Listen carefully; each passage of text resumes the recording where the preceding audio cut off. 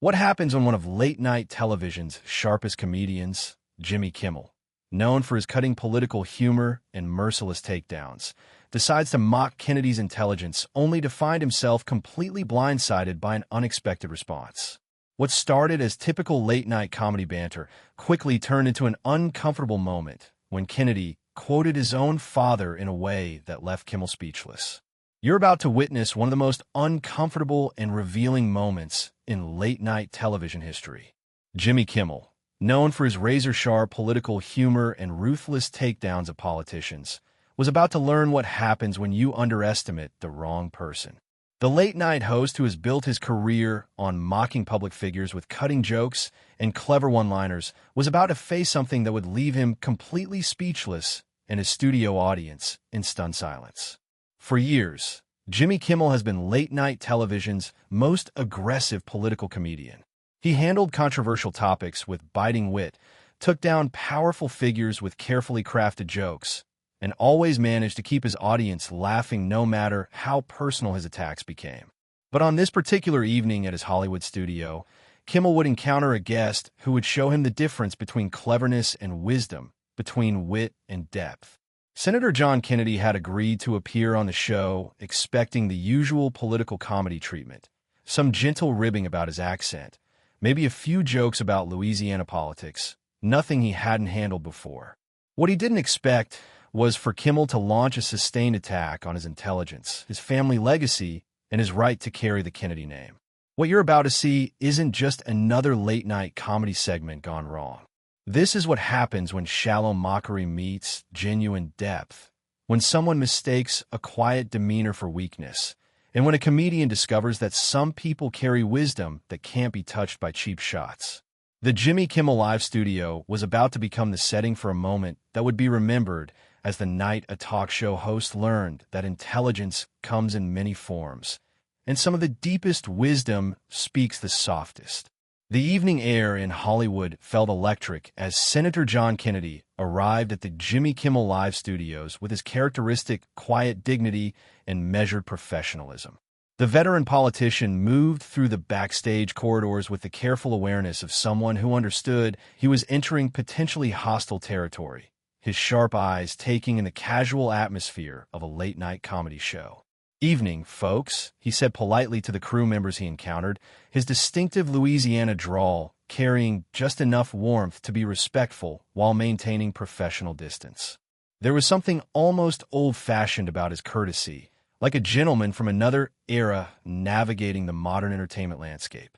His publicist walked closely beside him, her tension barely concealed as she reviewed her notes one final time.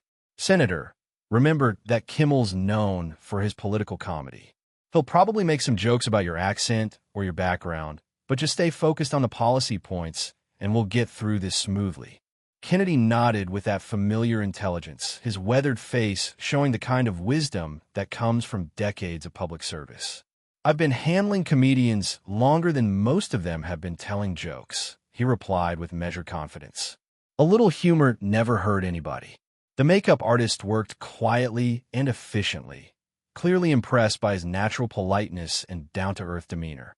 "Senator Kennedy, it's an honor to meet you. I've seen some of your Senate hearings. You really know how to handle yourself." "That's kind of you to say," he replied with genuine humility. The studio erupted in enthusiastic applause as Kennedy made his entrance, his commanding yet humble presence immediately filling the space. Kimmel greeted him with his trademark grin and seemingly genuine enthusiasm, but there was something calculating in his eyes that suggested he had more than standard political comedy planned. Everything felt like the setup for typical late-night political humor, but Kimmel's expression suggested Kennedy was about to become the punchline in ways he didn't expect. "So, Senator Kennedy," Kimmel began with his trademark grin, settling back in his chair with the relaxed confidence of someone preparing to deliver a well-rehearsed routine, "I have to ask you about something that's been on my mind. You've got this whole folksy, down-home thing going on, and I'm wondering, is that really you, or is it like a character you play for the cameras?" The audience chuckled appreciatively, clearly expecting this to be the start of another classic Kimmel political comedy segment.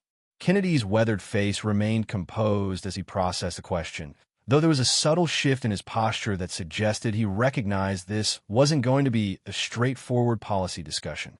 "Well, Jimmy, I reckon what you see is what you get," Kennedy replied with his characteristic measured tone. "I've never seen much point in pretending to be somebody I'm not." Kimmel leaned forward with that predatory smile that his regular viewers knew meant he was setting up for something bigger. "But come on, Senator. You went to Vanderbilt, you went to Oxford as a Rhodes Scholar, you have a law degree from the University of Virginia. That's some pretty fancy education for someone who talks like he just stepped off the front porch." The studio audience laughed louder now, sensing that Kimmel was building towards something. Kennedy's eyes narrowed slightly, not with anger, but with the recognition that this line of questioning had a specific destination in mind. "I suppose some folks think intelligence has to sound a certain way," Kennedy said carefully, his voice still calm, but carrying a new edge. "But where I come from, we judge a man by what he does, not how he sounds doing it." Kimmel's grin widened, clearly enjoying the setup he was creating. "Right, but don't you think voters have a right to know if their senator is dumbing it down for them? I mean, are you playing up this whole simple country lawyer thing because you think that's what Louisiana voters want to hear?" The question hung in the air like a challenge, and Kennedy realized this wasn't going to be the respectful comedy treatment he had expected. Kimmel's comedic instincts kicked into high gear as he sensed he had Kennedy in a vulnerable position. His voice took on that familiar late-night host rhythm, the one that signaled to the audience that the real comedy was about to begin. "I mean, let's be honest here, Senator," Kimmel continued, his tone becoming more pointed while maintaining the veneer of humor. "You've got this whole deliberate, a shucks routine down to a science. The slow drawl, the folksy sayings, the way you pause before answering like you're really thinking hard about it. Are we supposed to believe that's natural, or is it more like political theater designed to make voters think you're just a regular guy?" The audience was eating it up now, laughing at what they perceived as Kimmel's clever deconstruction of political personas. Kennedy's jaw tightened almost imperceptibly, his legendary self-control being tested in a way that was clearly unprecedented for a supposed comedy show appearance. "Jimmy, I think you're confusing simple with honest," Kennedy replied, his voice carrying the first hint of real irritation. "Some of us believe in speaking plainly because that's how real people communicate, not because we're trying to fool anybody." But Kimmel wasn't backing down. If anything, he seemed energized by Kennedy's defensive response, leaning into what was clearly becoming more of an interrogation than entertainment. "But here's what I don't get," Kimmel pressed, his voice dropping the pretense of casual conversation. "You're obviously an educated man. You've traveled the world. You've been exposed to sophisticated ideas and complex policy issues. So when you get up in the Senate and start talking like Foghorn Leghorn, isn't that kind of insulting to your constituents? Like you're assuming they can't handle hearing from the real John Kennedy." The studio audience laughed, but there was an uncomfortable edge to it now. Kennedy's hands gripped his chair slightly tighter as he realized this wasn't comedy anymore. It was a calculated attack on his authenticity and his respect for the people he represented. Kimmel's eyes gleamed with the satisfaction of a comedian who thought he had found the perfect target. The pretense of respectful political comedy had been completely abandoned, and everyone in the studio could sense that something far more personal and calculated was about to unfold. "You know what, Senator," Kimmel said, his voice taking on a tone that made several audience members shift uncomfortably in their seats. "I've been thinking about this whole Kennedy legacy thing, and I have to ask, did you ever feel like maybe you got the short end of the stick? I mean, you've got JFK, you've got Bobby, you've got Ted, all these legendary political figures, and then there's you down in Louisiana." The question hit the studio like a physical blow. The audience's laughter became noticeably more nervous, and even some of Kimmel's staff exchanged uncomfortable glances. This was the kind of personal attack that crossed every professional boundary, weaponizing Kennedy's family legacy against him in the most public way possible. Kennedy's entire demeanor changed in an instant. The measured composure shifted to something much more intense and protective. His voice, when he spoke, carried a tremor of genuine anger mixed with something deeper, a fierce loyalty to family that suggested Kimmel had just attacked something sacred. "Jimmy, you're talking about my family now," Kennedy said, his voice steady but filled with barely contained emotion.